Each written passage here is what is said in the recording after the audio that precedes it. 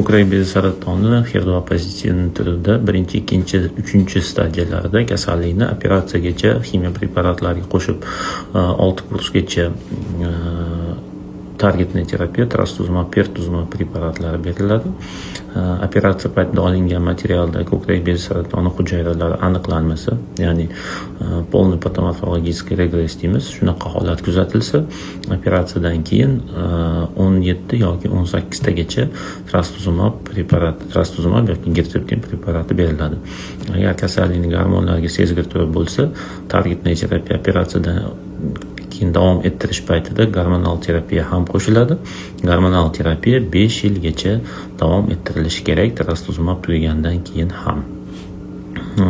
Kasallikning 4-stadiyasi bo'lsa, trastuzumab butun umr bilsa ham bo'ladi. Uni individual hal qilinadi, qanaqa olish kerakligini.